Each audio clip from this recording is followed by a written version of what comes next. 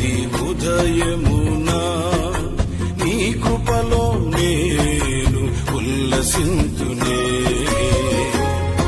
నీ రక్తాభిషేకము కడిగెనే నా ప్రాణాత్మ శరీరమును.